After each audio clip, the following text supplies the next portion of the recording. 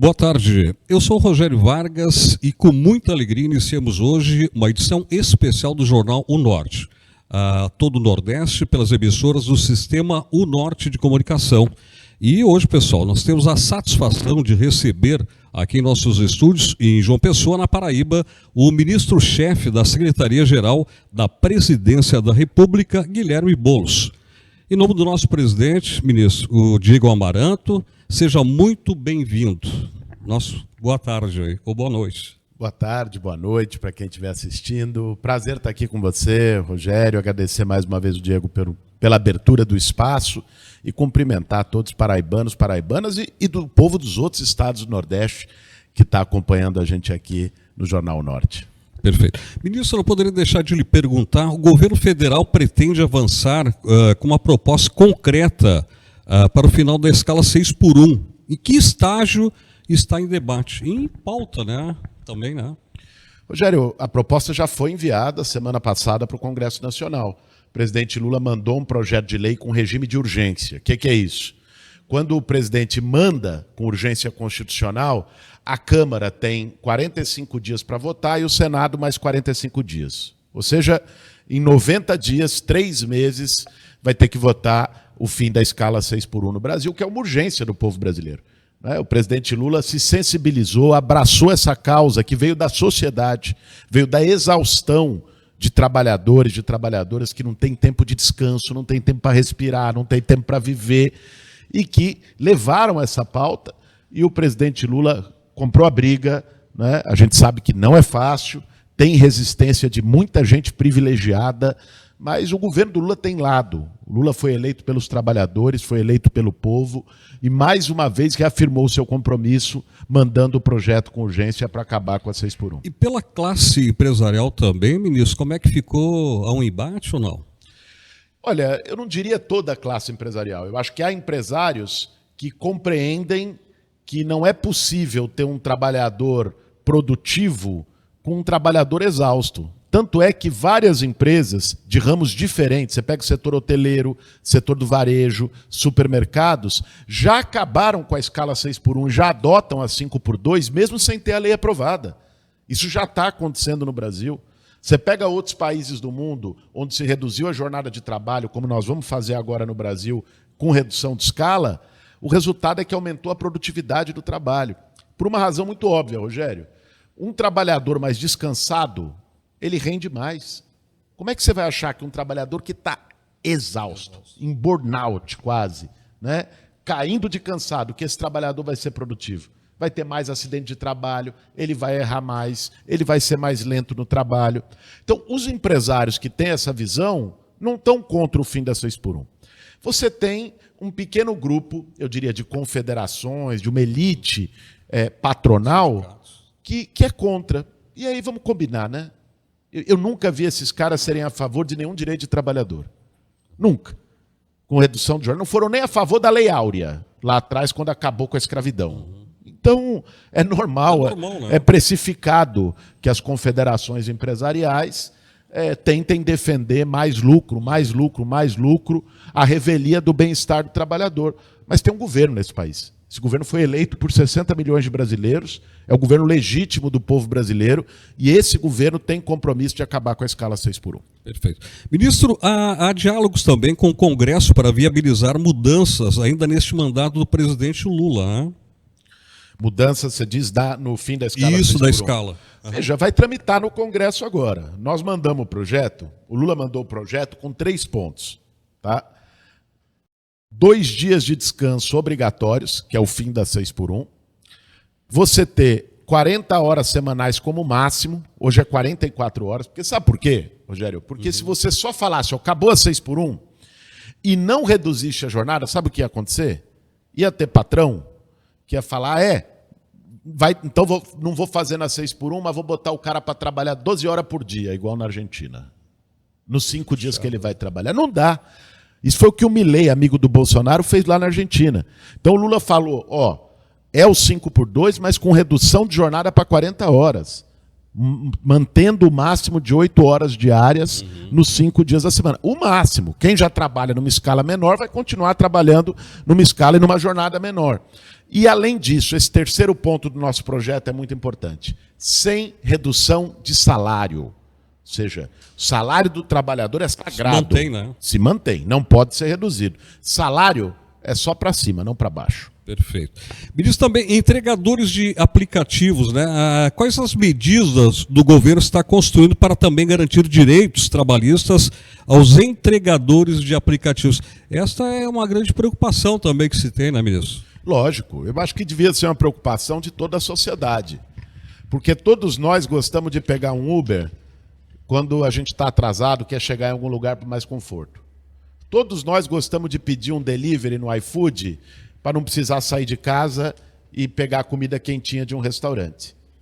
Mas nós, enquanto sociedade, precisamos olhar também qual é a situação daquele motorista que está atrás do volante levando a gente e qual é a situação daquele motoqueiro que está levando comida quente para nossa casa.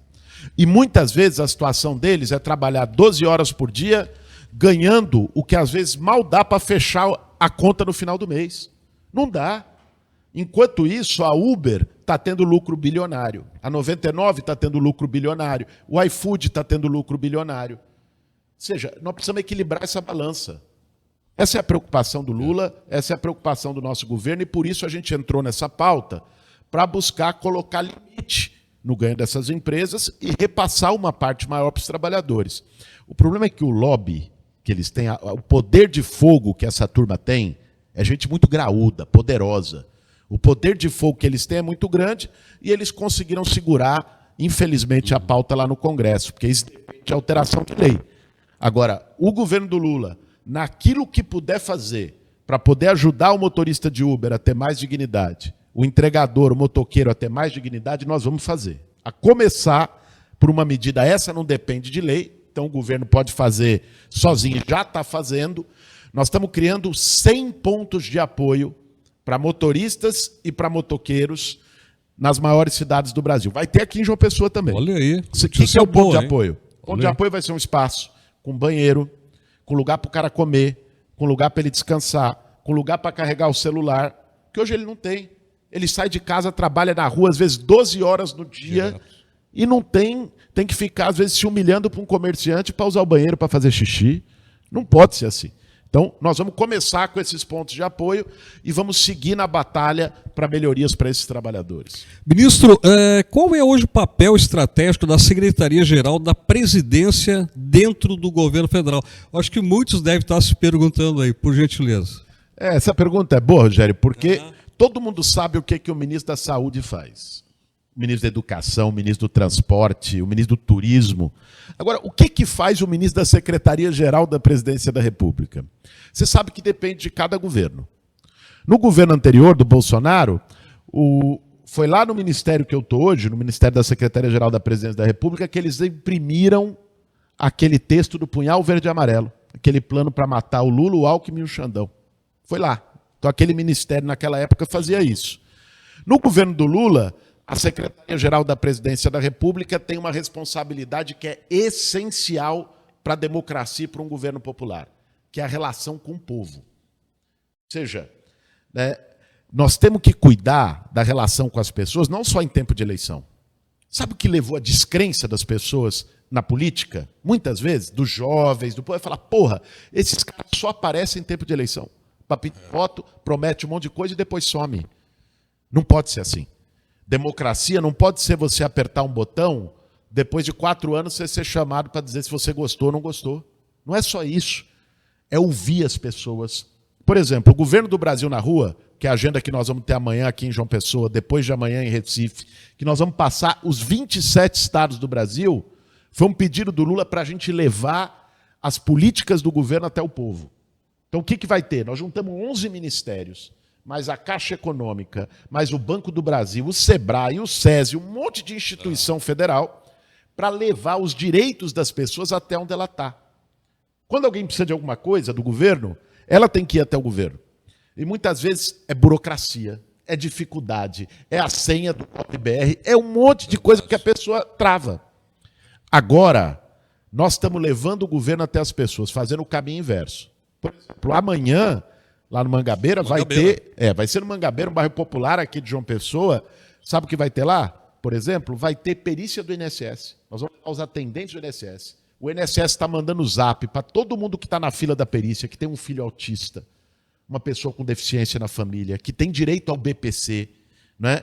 E que não conseguiu a perícia, amanhã vai poder lá, nós vamos criar consultório móvel e levar isso até a pessoa. Nós vamos levar uma carreta da Caixa Econômica Federal, já está aqui em João Pessoa ela. Qual é o propósito? Fazer inscrição para as pessoas que querem reformar sua casa no Reforma Casa Brasil. Lula criou um programa de crédito, não é dinheiro, é empréstimo, mas com juro bem abaixo do mercado, para as pessoas pegarem até R$30 mil para melhorar a sua casa. Trocar um piso, fazer um puxadinho, melhorar o banheiro. Se a filha casou, né? Todo mundo quer fazer ali no fundo para dar mais privacidade. Então, o Lula criou esse programa, Reforma Casa Brasil. Muita gente não sabe. Amanhã esse programa vai estar no Mangabeira, aqui em João Pessoa, depois de amanhã em Recife, vai passar por todas as periferias do Brasil. É levar o governo até as pessoas. Essa maravilha. É uma das missões da Secretaria-Geral da Presidência. Notícia boa aí, né, ministro? Ministro, não poderia deixar de falar também sobre eleições 2026. Né?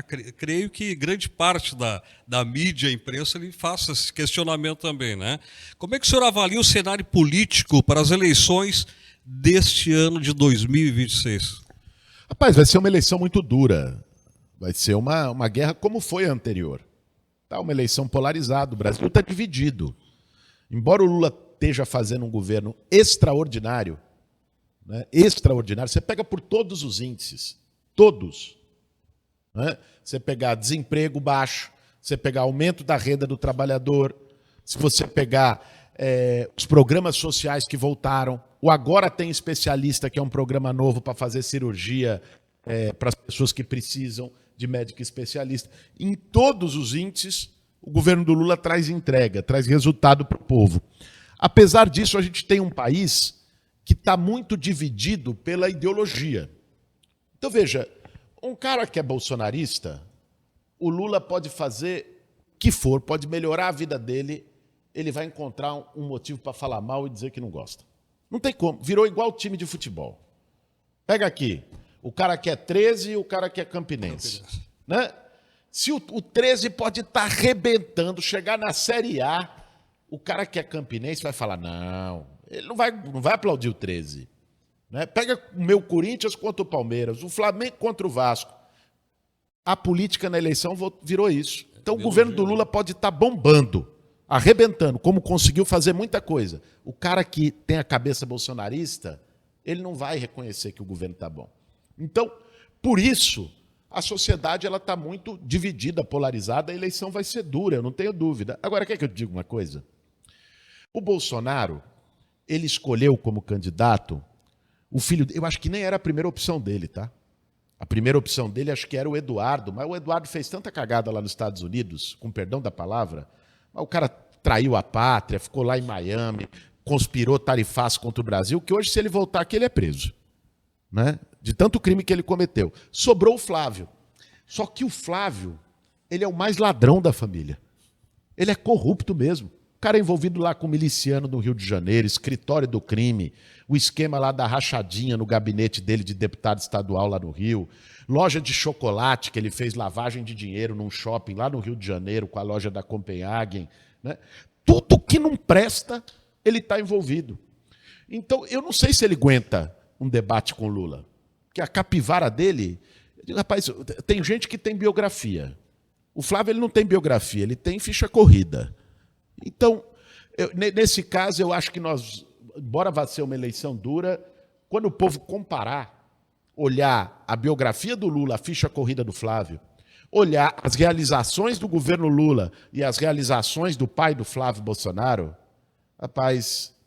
Eu acho que o Lula vai ser teto. Certo. Ministro, diante dos números atuais, o governo não chega, de certa forma, fragilizado para esse ano 2026? Né? Mas quais números? Você diz da pesquisa? De pesquisa que estão saindo. Olha, cara, a pesquisa, ela está mostrando não um dá para se basear? Não, eu acho que dá sim. Pesquisa. Eu não sou daqueles que quando a pesquisa está boa para você, você comemora, quando a pesquisa está ruim, você diz que ela não vale nada.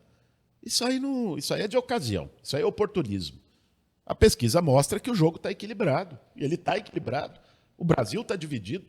O Bolsonaro fez tudo aquilo na pandemia, 700 mil mortes, o cara debochando, caçoando das pessoas que estavam morrendo com falta de ar, e quase que ele ganhou do Lula. Ou seja, o Brasil está dividido e não é de hoje.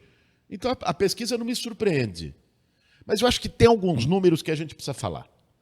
Eu trouxe até, eu ando com esse papelzinho aqui, ele é escrito à mão. Opa! Né? Parece papel de pão, mas o número é de verdade. Vou contar para você. Pegar alguns índices de comparação entre o governo do presidente Lula e o governo do Bolsonaro. E olha que o governo do presidente Lula só teve 3 anos, o do Bolsonaro é 4. Mas mesmo assim, pegue aqui, começando aqui. Programa de aquisição de alimento, que é responsável por distribuir comida para o povo, para quem precisa. O governo do Bolsonaro investiu 1 bilhão e 100 milhões. O do Lula, 3 bilhões e 600 milhões. 3 vezes mais. Tirou 26 milhões de pessoas da fome no Brasil. Salário mínimo. O Bolsonaro terminou o governo com um salário mínimo de R$ 1.200.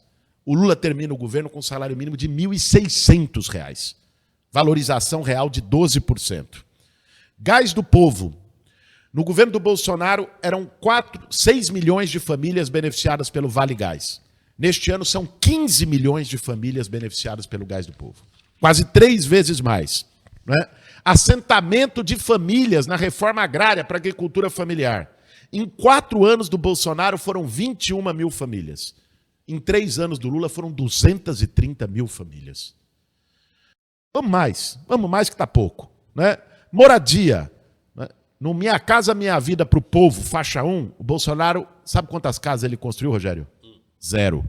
O Lula construiu 270 mil só na faixa 1, que é para o povo mais pobre. No total está chegando a 3 milhões. Né? Na saúde, sabe quantas obras da saúde o governo Bolsonaro fez em 4 anos? Contando UBS, UPA, obra de saúde em geral, do governo federal. Ele fez 219. Sabe quantas o Lula fez? 3.201. Na educação, o governo Bolsonaro gastou 2 bilhões e 900 milhões de reais em obra. O do Lula foi 6 bilhões e 200 milhões. 2 vezes mais. Aí o pessoal fala, mas é só no social. Não, não é só no social, não. Pega aqui, rodovia. Bolsonaro investiu 797 milhões em 4 anos. O Lula, em 3 anos, 1 bilhão 270 milhões. Saneamento básico, para poder garantir saneamento, água tratada para todo mundo. Bolsonaro investiu 5,9 bilhões. Vamos dar uma colher de chá para ele, redonda para 6. O Lula investiu 21 bilhões. Rapaz, é 7-1 em todos os números. Em qualquer campo que você jogue, em qualquer time que você coloque, é 7-1 para o Lula. Então, quando esses números se traduzirem, né, numa campanha eleitoral, nós ainda não estamos em campanha 100%, quando esses números chegarem no povo, eu não tenho dúvida, esse é o número que vai valer. Eu gostaria de lhe perguntar também, a gente estava falando sobre a questão de pesquisas, né? E o crescimento do candidato Flávio Bolsonaro também, em alguns cenários, o governo, de certa forma, subestimou o adversário, ministro? Não subestimou, não. É? Não subestimou. A gente sabia, desde o começo, que ia ser uma eleição dura, e vai ser uma eleição dura. Né? Subestimar adversário, depois da Supercopa, da final da Supercopa entre Flamengo e Corinthians, o Flamengo entrou de salto alto, subestimou o meu Corinthians, tomou de 3-0. Foi 2 no placar, mas teve o gol do Memphis anulado, que era para ter sido validado. 3-0. Então, assim, ninguém em sua consciência subestima adversário. A gente sabe que vai ser uma eleição muito dura. Agora, se você olhar em qualquer tipo de comparação, de realização de governo, de quem fez pelo Brasil, de biografia, não tem comparação possível. Por isso que eu confio muito que quando o Brasil todo estiver debatendo política e eleição, lá para setembro e outubro, a verdade vai vir. Perfeito. Há risco real de pauta conservadora dominar o debate eleitoral? Como é que o senhor avalia? O sonho do bolsonarismo é esse, é passar uma eleição discutindo banheiro, kit gay e dizendo que o Lula vai fechar a igreja. Eu acho muito engraçado, porque o Lula está no seu 3º mandato. E eu desafio o seu Silas Malafaia ou qualquer pastor bolsonarista a dizer uma igreja que o Lula fechou. Uma. Não precisa de 2, não. Uma. Não tem. Isso é mentira. Isso é fumaça. Isso é fumaça para tentar enganar o povo de fé desse país. Só que isso pode colar para uma parte, mas para uma outra parte não cola mais. Então, o que nós queremos discutir é quem é a favor de acabar com a escala 6x1 e quem é contra. Quem quer garantir tempo de descanso para o trabalhador brasileiro e quem quer o trabalhador exausto, que não tenha tempo para ficar com a sua família. O que nós queremos discutir é quem teve a favor de zerar o imposto de renda para quem ganha 5 mil, que foi a proposta do Lula, e quem tentou barrar na Câmara. Depois, quando já viu que ia votar, todo mundo votou a favor, ninguém teve coragem de botar o dedinho lá. Mas quem trabalhou para barrar, a gente sabe. Né? O que nós queremos discutir, né, é quem garantiu mais recursos para o SUS, para a educação, botou filho do trabalhador na universidade e quem tirou dinheiro de universidade e tirou dinheiro da saúde. Eu acho que é isso que o povo quer saber. A senhora evangélica que está lá na periferia, seja aqui de João Pessoa, de qualquer cidade do Brasil, ela usa o SUS, o filho dela está na escola pública, ela pega transporte público, né? Ela é beneficiária de um programa social, às vezes ela sonha em ter uma casinha própria dela no Minha Casa Minha Vida. Então, eu acho que ela saberá fazer essa diferença. Né? O Lula sempre respeitou todas as religiões, sempre respeitou a fé do povo, e quem fala o contrário disso quer pregar o ódio, quer fazer uma cruzada de ódio, quer fazer campanha eleitoral com mentira. E esses vão ser desmascarados. São falsos profetas que vão ser desmascarados. Perfeito. Ministro Boulos, o governo pretende mudar de rumo diante dos resultados das pesquisas ou vai manter a mesma estratégia? É algo que, de repente, até pela questão de estratégia política, alguma mudança, até mesmo... Olha, a estratégia do governo do presidente Lula é estratégia de defender trabalhador. E o Lula paga o preço disso. Sempre pagou, né? Porque isso não é de hoje. O Lula sempre teve lado. Agora, você acha que um grande empresário, que um banqueiro, ele fica feliz de ter como presidente do Brasil um cara que briga para baixar o juro? Você acha que um grande empresário fica feliz em ter como presidente do Brasil um cara que quer acabar com a escala 6x1 e dar mais descanso para o trabalhador? Você acha que o dono de Bet fica feliz quando o Lula diz que Bet tem que pagar imposto nesse Brasil, ou que, inclusive, a posição dele seria proibir esse negócio, porque está entrando na família das pessoas, está destruindo famílias? Né? Claro que não. Então, o sistema, o poder econômico, ele se organiza e ele ataca o Lula. Tudo que eles queriam era ter um Lula que fizesse o que eles querem, um Lula que andasse na coleira deles, mas não tem e nunca vão ter. E é por isso que eles nunca perdoaram o presidente Lula, por tudo que fez para o trabalhador brasileiro e para o povo brasileiro. E o povo nordestino tem consciência disso, mais do que em qualquer lugar no Brasil. Minha mãe é daqui de Campina Grande. Eu vim aqui desde criança. Eu sei o que era o Nordeste nos anos 90. E eu acho que quem está assistindo a gente sabe o que era o Nordeste nos anos 90. Era a gente fazendo politicagem com cisterna e com caminhão-pipa para levar água para as pessoas no sertão e no interior. Tá? Era a gente distribuindo cesta básica em tempo de eleição porque o povo não tinha o que comer. Comia sem mistura. Era feijão e farinha. E o Lula revolucionou esse Nordeste. Fez a transposição do São Francisco, fez o programa de cisternas, praticamente acabou com os efeitos mais perversos da seca no sertão, né? Tirou o Brasil do mapa da fome, fez o Bolsa Família para tirar as pessoas da miséria e da indignidade. Então, por ter lado, o presidente Lula paga um preço, que é o ódio, que é a oposição dos privilegiados desse país. E isso, essa estratégia, essa posição política, nem o Lula, nem a esquerda, nenhum de nós vai mudar nunca. Esse é o preço de ter lado na política. Verdade. Inclusive vai ter o São João aí, o senhor vai estar presente aí em gostaria... Campina Grande, que é o tradicional aí, se né? o presidente me liberar, o povo de Caruaru que não nos ouça, mas o maior São João do mundo é o de Campina Grande. E se o presidente Lula me liberar, eu venho para cá, mas provavelmente vamos estar correndo aqui as coisas de governo e não vou conseguir estar em Campina esse ano. Perfeito. Ministro, a economia apresenta sinais positivos. Por que isso ainda não se traduz em uma melhora consistente nas pesquisas? Sabe o que eu acho que pega? O Lula falou disso esses dias. O povo, gente, quem está assistindo a gente com certeza sabe disso, as pessoas, as famílias estão endividadas. Então veja, o salário melhorou. O desemprego está lá embaixo. Mas quando chega no fim do mês, muitas vezes a pessoa não sente isso no orçamento familiar. Por quê?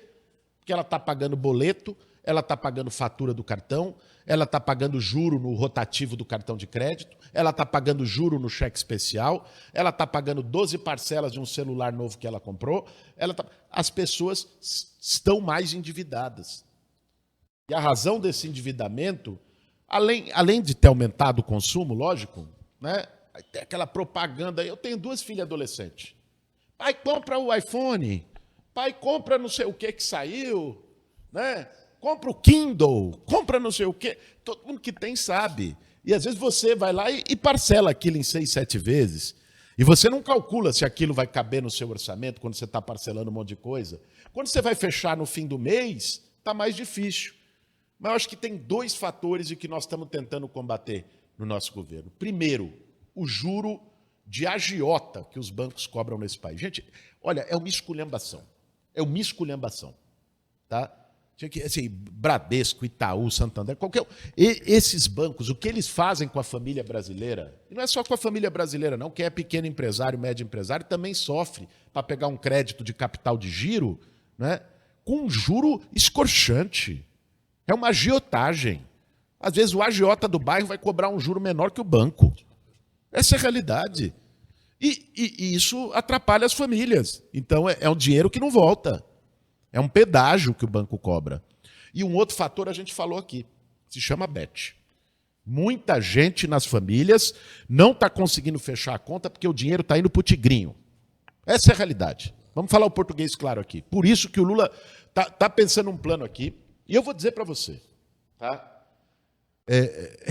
Regulamentou no Congresso em 2023, porque o negócio estava, banda voou. Eram todos ilegais, eram os cassinos ilegais.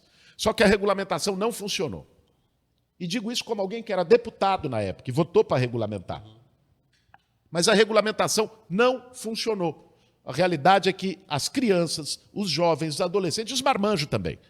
Todo mundo dentro de casa está no celularzinho, com o tigrinho, dinheiro vai, dinheiro vai. Dinheiro famílias vai. perdendo tudo, Perderam né? tudo. Tem gente que está ameaçada de morte porque pegou dinheiro de empréstimo para pagar. Né? Rapaz, isso aí é uma violência. De que adianta você proibir o cassino no Brasil e botar o cassino no celular, na sala da sua casa, na cozinha da sua casa, no quarto do teu filho? Por mim, proibia a Bet no Brasil. Era isso que tinha que acontecer. Infelizmente, isso tem que passar por um congresso. Verdade. E as bets são poderosas. Elas têm lobby. Elas financiam muita gente na política. Tá? Essa é a realidade. É verdade. Mas, por mim, tinha que acabar. Esse negócio aí está destruindo família, está arrancando a renda do trabalhador. E que benefício traz, gente? Alguém achar, eu vou ganhar. Para cada uma que você ganha, tem 10 que você perde. Isso é o algoritmo. Está tudo regulado lá. Igual a maquininha que tinha. Né? Sabe aquelas maquininhas de caça-níquel? Era programada. Você ganhava, era 10, 20 que perdia. Você acha que a Bet não é assim?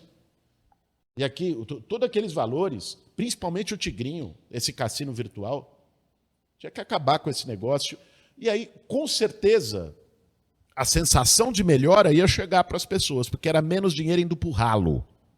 Para o ralo, que é o que está indo hoje. Verdade. Então, se mexer em juro dos bancos, mexer nas bets, o bem-estar das famílias aumenta. Não estou dizendo que é só isso, tá? Tem muito mais coisa. Tem coisa que precisa melhorar e o Lula tem consciência disso. O Lula sabe que não está mil maravilhas, aqui estamos pintando o céu de brigadeiro.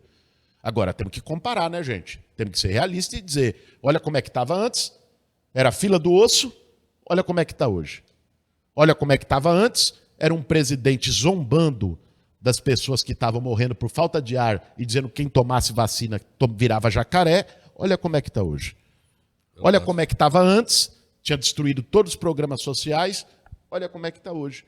Não é dizer que está tudo perfeito, que pintar a realidade de rosa, mas é comparar. E comparando, para mim não tem nem discussão, é 7-1 por baixo. Perfeito. Ministro, temos que agradecer muito a sua gentileza, toda a sua equipe de estar conosco aqui. O Sistema UNorte de Comunicação lhe agradece pela gentileza. Quando vier de novo, a João Pessoa venha nos fazer uma visita. Em nome do nosso diretor, né, que está conosco aqui, o Diego Amaran também, tá bom? Obrigado, Rogério. Satisfação enorme, viu? Estar com vocês aqui hoje, a toda a audiência aqui do Norte. Né? Obrigado para quem acompanhou a gente. Acho que é isso, é o bom. É ter um espaço de ter um bate-papo democrático. Talvez tenha gente que esteja assistindo a gente que não concorda com tudo que eu falei. Né? E é normal. Uma democracia é assim. Né? Nem Jesus Cristo agradou a todos. Está longe de ser a minha pretensão ou a do governo do presidente Lula. Mas é importante a gente reestabelecer um debate político feito com argumento, um debate político feito com coerência, um debate político com menos ódio, né?